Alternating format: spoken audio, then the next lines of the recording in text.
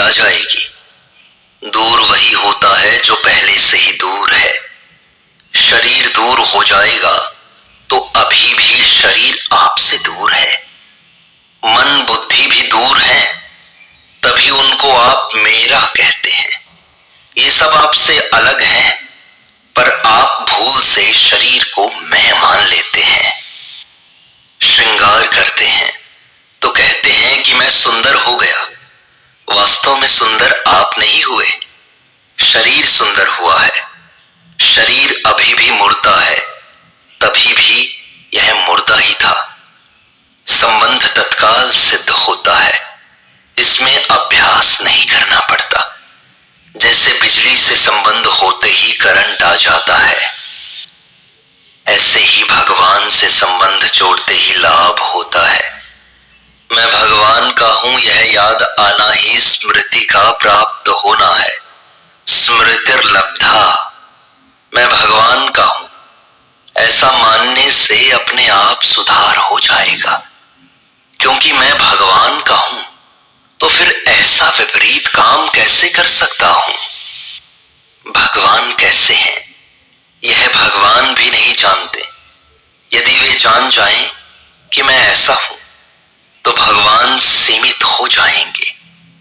इसलिए यदि हमें भगवत प्राप्ति करनी है, उस अनंत आनंद को, उस असीम आनंद को पाना है, तो भगवान के शरणागत हमें होना ही पड़ेगा। उनकी शरणागति ही सत्य है, उनकी शरणागति में ही विश्राम है, उनकी शरणागति ही मोक्ष है। सत्संग का यह भाग संपूर्णता को प्राप्त होता है। शेष अगले अंक में।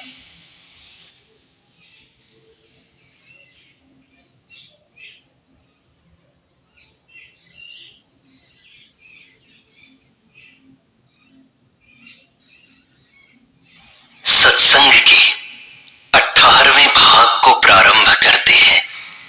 पूज्य स्वामी राम सुखदास जी कहते हैं, करने में सावधान और होने में प्रसन्न रहें।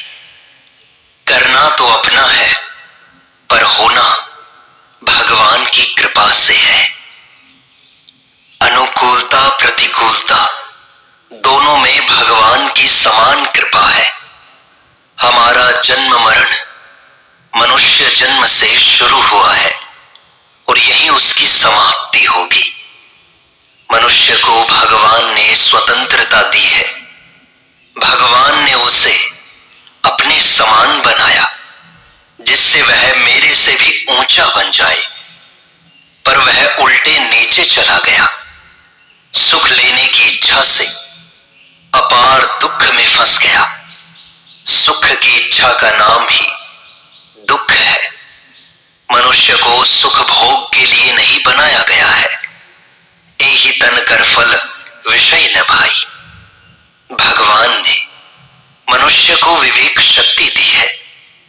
उस विवेक शक्ति का दुरुपयोग करके वह ऊंच नीच गतियों में चला जाता है। मनुष्य शरीर मानो भुसावल का स्टेशन है, जहां से मनुष्य कहीं भी जा सकता है। वह नरकों का कीड़ा बन जाता है और भगवान का मुकुटमणि भी बन सकता है। श्रीमद् भागवत महापुराण में आया है कि अनेक जन्मों के बाद इस परम पुरुषार्थ के साधन रूप मनुष्य शरीर को, जो अनित्य होने पर भी अत्यंत दुर्लभ है, इसे पाकर बुद्धिमान पुरुष को चाहिए कि वह शीघ्र से शीघ्र मृत्यु आने से पहले ही अपने कल्याण के लिए प्रयत्न कर ले। विषय भोग तो सभी योनियों में प्राप्त हो सकते हैं, इसलिए उनके संग्रह में इस अमूल्य जीवन को नहीं खोना चाहिए। अगर भगवान स्वतंत्रता न देते तो मनुष्य का कोई मूल्य नहीं होता, वह पशु की तरह ही होता। स्वतंत्रता कल्याण के लिए दी है, दुरुपयोग के लिए नहीं। एक मनुष्य शरीर में किए हुए पाप 84 लाख योनियां भोगने पर भी बाकी रहते हैं। भगवान ने परम आदि बनाने के लिए, तरह तरह के पाप करने के लिए बुद्धि नहीं दी थी। अतः सावधान रहना चाहिए।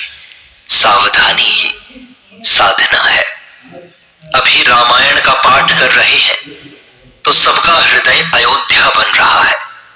अवध तहां जहां राम निवासु, ऐसा मौका बड़ी कृपा से मिलता है। वनवास हो जाएगा तो भी राम जी के साथ ही रहे। राम जी के साथ रहकर निषाद राज का प्रेम देखें। इसी तरह आप हर समय भगवान के साथ रहें, सदा आनंदित मस्त रहें। यह मौका अपने बल से, धन से नहीं मिलता, प्रत्युत कृपा से मिलता है। यह 9 दिन का बड़ा पवित्र अनुष्ठान है। इससे पाठ की पुस्तक, स्थान आदि ही नहीं, त्रिलोकी पवित्र होती है। इसे सुनकर भगवान भी आनंदित हो रहे हैं। गोस्वामी तुलसीदास जी भी आनंदित हो रहे हैं। भगवान के भक्त भी नित्य रहते हैं। यहां बहुत बड़ा तीर्थ है, क्योंकि यहां राम कथा रूप गंगा जी की धारा बह रही है। जिस कथा को भगवान शंकर काक भुषुंडी आदि कह रहे हैं, वह आज हम कलयुगी जीवों को सुनने के लिए मिल रही है। यह भगवान की कोई अलौकिक कृपा है हम पर। संसार में जो इंद्रियों से दिखाई देता है वह नाशवान है, और जो है रूप से अनुभव में आता है वह अविनाशी है। अविनाशी तत्व एक ही है जो नाशवान में व्याप्त है। सब बदलने वाला है। इसका ठीक अनुभव हो जाए तो तत्व ज्ञान हो जाएगा, क्योंकि विनाशी को अविनाशी ही देख सकता है। मैं समझ गया, मैं समझा नहीं, और मैं कम समझा। बुद्धि की इन 3 अवस्थाओं को आप जानते हैं, बुद्धि नहीं जानती। इस प्रकार शरीर, इंद्रियां, मन, बुद्धि और अहम से अपने को अलग करके देखें तो तत्व ज्ञान हो जाएगा। हमें रुपयों आदि के पराधीन नहीं होना है, प्रत्युत स्वाधीन होना है।